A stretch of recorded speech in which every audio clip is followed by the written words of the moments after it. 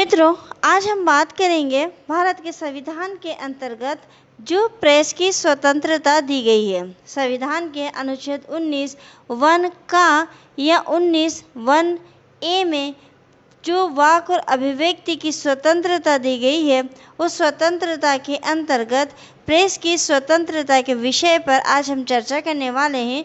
और प्रेस की स्वतंत्रता पर युक्ति युक्त निर्बंधन या प्रतिबंध भी लगाया जा सकता है और किन आधारों पर इस पर प्रतिबंध लगता है, उस विषय पर भी आज हम चर्चा करने वाले हैं। और इसी के साथ हम इससे जुड़े हुए प्रमुख केस को भी देखेंगे। तो आज हम प्रेस की स्वतंत्रता पर युक्त निर्बंधन और इससे जुड़े हुए प्रमुख वादों की चर्चा करने वाले हैं। समाचार पत्र विचारों को अभिव्यक्त करने का एक महत्वपूर्ण साधन है।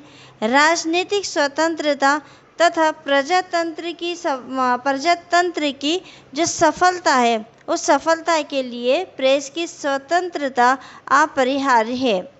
जीवन के लोकतांत्रिक तरीकों को संरक्षित करने के लिए यह आवश्यक है कि लोगों को अपनी भावनाओं को व्यक्त करने और बड़े पैमाने पर लोगों को अपने विचारों से अवगत कराने की स्वतंत्रता होनी चाहिए।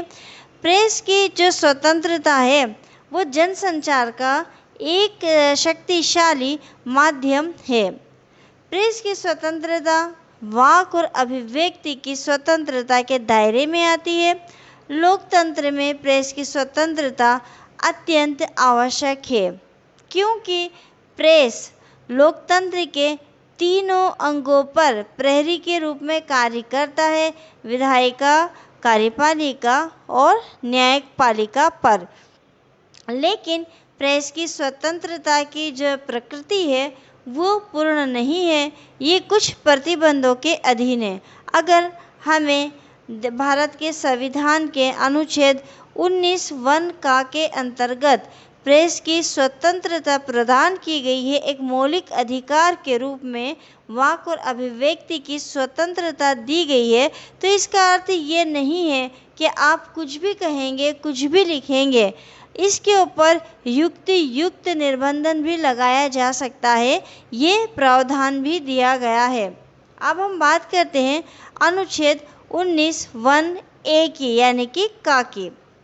संविधान के अनुच्छेद 19 वन ए में प्रेस की स्वतंत्रता का विशेष रूप से उल्लेख नहीं किया गया है, और जो उल्लेख किया गया है वह केवल भाषण और अभिव्यक्ति की स्वतंत्रता है, यानी कि वाक और अभिव्यक्ति की स्वतंत्रता, बोलने की और अपने विचारों को अभिव्यक्त करने की स्वतंत्रता अनुच्छेद 19 का के अंतर्गत दी गई है।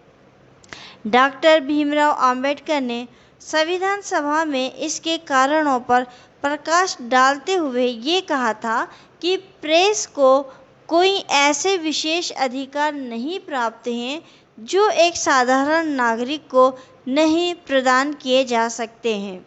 उनके संपादक या उनके मैनेजर समाचार पत्रों द्वारा ही अपने अभिव्यक्ति के अधिकार का प्रयोग करते हैं। इसलिए संविधान में विशेष उपबंध की कोई आवश्यकता नहीं है। यानी प्रेस की स्वतंत्रता जो है वो वाक और अभिव्यक्ति की स्वतंत्रता में शामिल है। और ये इसमें क्यों शामिल है? तो भीमराव अंबेडकर ने ये कहा कि क्योंकि एक साधारण नागरिकों को सारे मौलिक अधिकार प्राप्त हैं, वाक और अभिव्यक्ति की स्वतंत्रता का अधिकार भी उनको प्राप्त है, तो जो न्यूज़पेपर है उसको भी एक व्यक्ति के जो अधिकार प्राप्त हैं वो सारे उसको प्राप्त हैं। उसका जो न्यूज़पेपर का संपादक होता है, जो उसका मैनेजर होता है, वो अपने विचारों को अभिव्यक्त कर सकता है, पर वो किस माध्यम से कर रहा है? कलम के माध्यम से कर रहा है। मौखिक रूप से बोलकर नहीं कर रहा है, वो लिखित रूप में कर रहा है, वो प्रेस के माध्यम से कर रहा है। लेकिन कर क्या रहा है? अपने भाषण को, अपने विचारों को अभिव्यक्त कर रहा है। तो समाचार पत्रों के जो मालिक है, संपादक है, मैनेजर है, उनको अपने विचारों को अभिव्यक्ति करने का अधिकार जो है वाक और अभिव्यक्ति की स्वतंत्रता के अंतर्गत शामिल किया गया है। इसलिए प्रेस के लिए कोई अलग से उपबंध नहीं बनाया गया है।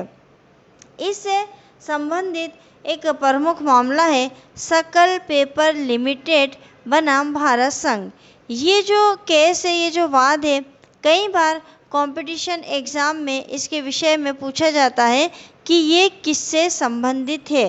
तो सकल पेपर लिमिटेड बनाम भारत संघ वाद जो है प्रेस की स्वतंत्रता से संबंधित है। इस मामले में उच्चतम न्यायालय ने यह अभिनिर्धारित किया कि वाक और अभिव्यक्ति की स्वतंत्रता में प्रेस की स्वतंत्रता भी शामिल है, क्योंकि समाचार पत्र विचारों को अभिव्यक्त करने का माध्यम मात्र ही है। एक और केस है रोमेश थापर बनाम मद्रास राज्य और ब्रजभूषण बनाम दिल्ली राज्य। इस मामले में सर्वोच्च न्यायालय ने इस तथ्य को स्वीकार किया कि प्रेस की स्वतंत्रता वाक और अभिव्यक्ति की स्वतंत्रता का अधिकार एक अनिवार्य हिस्सा थी। यानी को न्यायालय जो है उसने वादों में ये माना है कि प्रेस को जो स्वतंत्रता है उसमें वाक और अभिव्यक्ति की स्वतंत्रता का अधिकार जो है वो उसमें सम्मिलित है। अब हम चर्चा करते हैं प्रेस पर युक्तियुक्त निर्बंधन या प्रतिबंध कैसे लगाया जा सकता है। किसी भी स्वतंत्रता की तरह प्रेस की स्वतंत्रता भी अत्यंतिक नहीं है।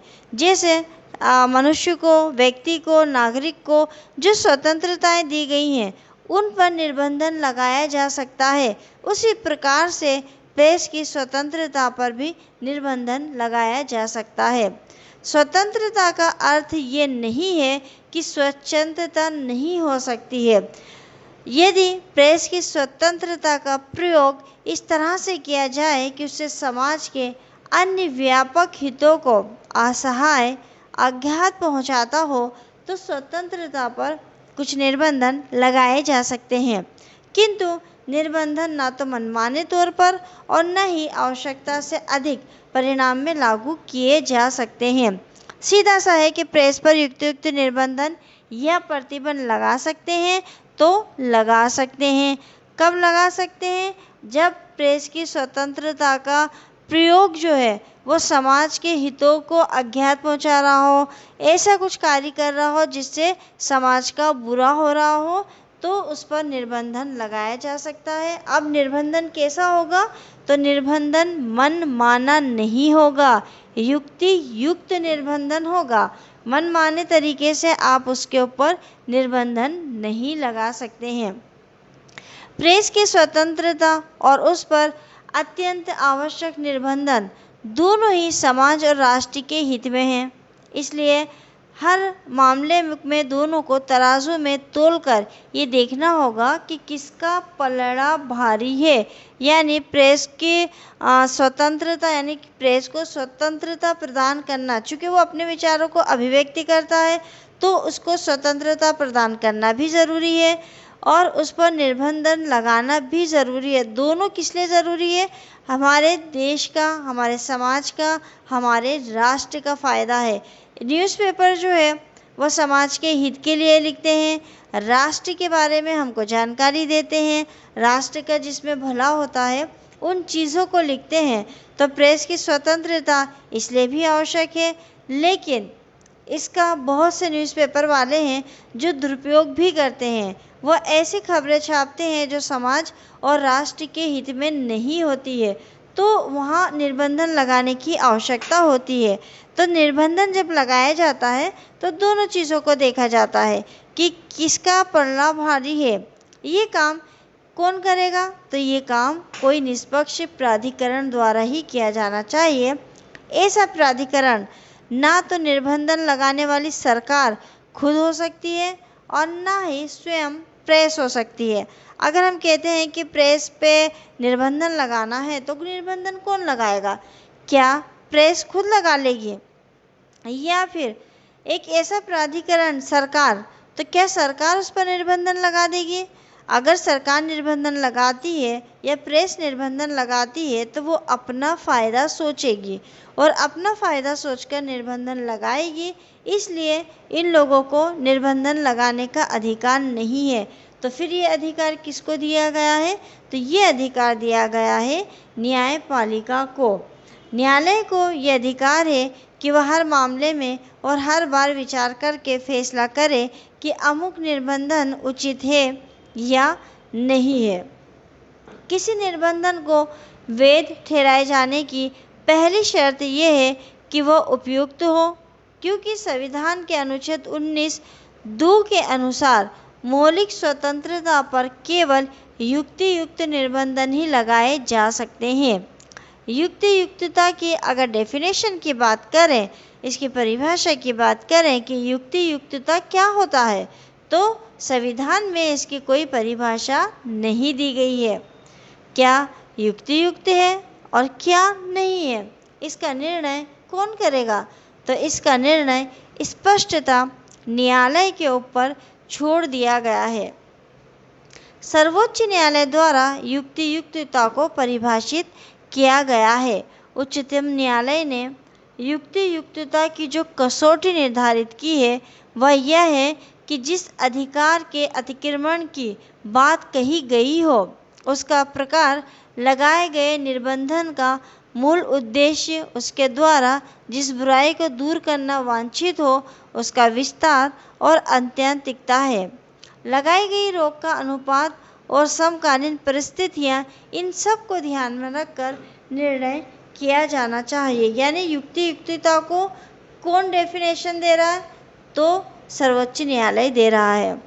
युक्तियुक्तता न केवल सारवान होना चाहिए बल्कि निर्बंधन लगाने की प्रक्रिया भी युक्तियुक्त होना चाहिए। एग्जाम्पल देखते हैं। उच्चतम न्यायालय ने पंजाब विशेष शक्तियाँ प्रेस अधिनियम 1953 की धारा 3 उपधारा 1 को इस आधार पर रद्द कर दिया था कि उससे कुछ समाचार पत्रों के पंजाब में प्रवेश पर रोक लगाई गई थी। उसकी अधिकाधिक अवधि निर्धारित नहीं की गई थी। तो इस आधार पर उन्होंने ये जो अधिनियम था, जो धारा थी, इसी को ही अवैध कर दिया था। इससे जुड़ा हुआ एक प्रमुख मामला है मद्रास राज्य बनाम वी.जी. राय। इस मामले में न्यायालय ने स्पष्ट किया कि युक्तियुक्तता के परीक्षण का कोई ऐसा संकेत, मानक या व्यापक स्वरूप निर्धारित नहीं किया जा सकता है जो समस्त परिस्थितियों में उपयुक्त होगा। हर मामले में इसे अलग से लागू करने की आवश्यकता होगी। निर्बंधन ऐसा विनियमन नहीं होना चाहिए जो समस्त मूल अधिकारों को ही समाप्त कर दे। इस मद्रास राज्य के मामले में न्यायालय ने क्या कहा कि युक्तियुक्तता का जो प्रशिक्षण है हर मामले में अलग होता है, क्योंकि परिस्थितियाँ अलग अलग होती है। एक ही बात को, एक ही प्रतिबंध को आप दूसरे मामले में लागू नहीं कर सकते हैं। आपको मामले की परिस्थितियों को देखना होगा, उसको देखकर फिर आपको निर्धारण करना होगा। आप निर्बंधन लगाकर किसी के भी मूल अधिकार को समाप्त नहीं कर सकते हैं। आपको निर्बंधन लगाने से पहले सब चीज़ों को अच्छे से देखना होगा और विचार करना होगा। अब प्रेस की स्वतंत्रता पर निर्बंधन लगाए जाने के आधार क्या हैं? प्रेस की स्वतंत्रता प्रकृति में पूर्ण नहीं है। यहाँ कुछ प्रतिबंधों के अधीन है जो संविधान के अनुच्छेद 19(2) में उल्लिखित है। अनुच्छेद 19(2) में दिए गए प्रतिबंधों के आधार जो हैं वो निम्नलिखित है। पहला है भारत की संप्रभुता और अखंडता, दूसरा है राज्य की सुरक्षा, तीसरा है विदेशी राज्यों के साथ मैत्रीपूर्ण संबंध, चौथा है सार्वजनिक व्यवस्था। इन 4 आधारों पर युक्तियुक्त निर्बंधन लगाया जा सकता है। पहले को हम देख लेते हैं, भारत की संप्रभुता और अखंडता। इसको 1963 में 16वें संशोधन से अनुच्छेद 19(2) में शामिल किया गया था। इसका उद्देश्य अलगाववादी प्रवृत्तियों और भारत की किसी बात को देश से अलग करने की मांग करने या उसके लिए कार्य करने वाले संगठनों से निपटना था। ऐसा महसूस किया गया था कि उनकी गतिविधियों को भारत की सुरक्षा के प्रावधान के अंतर्गत नियंत्रित नहीं किया जा सकता है। इसलिए इस नए विषय को संविधान में सम्मिलित या शामिल किया गया है। संसद ने सन 1961 में आपराधिक विधि संशोधन अधिनियम बनाकर ऐसे किसी भी प्रकार की बात को जिसे भारत की अखंडता को इस आधार पर चुनौती दी जाएगी उसकी सुरक्षा खतरे में पड़ जाए दंडनीय अपराध बना दिया था। यानी हमारे देश की सुरक्षा और अखंडता को ध्यान में रखते हुए वाक और अभिव्यक्ति की स्वतंत्रता पर प्रतिबंध लगाया जा सकता है। दूसरा, राज्य की सुरक्षा।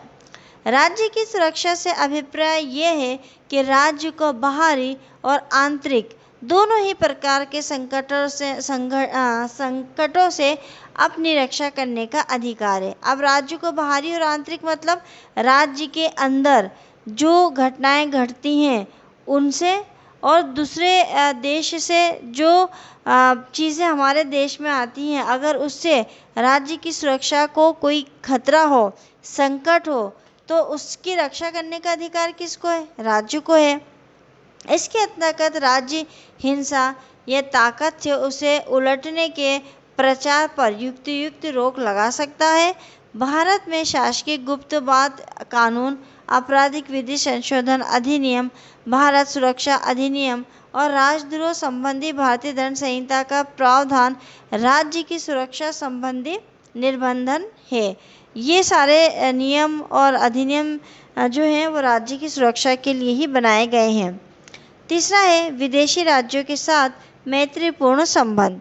इसके अंतर्गत उन देशों के उच्चाधिकारियों के विरुद्ध अपमानजनक प्रचार करने, विदेशी फौजों में भारतीयों की भर्ती होने, ऐसे देशों से लड़ाई प्रचार करने जिनके भारत के साथ शांतिपूर्ण संबंध हो और भारत द्वारा किसी देश के राज्य अध्यक्ष या शासन अध्यक्ष को मान्यता दिए जाने के बाद वहाँ के किसी अन्य व्यक्ति के पक्ष में प्रचार करने के इस पद का दावेदार वह है।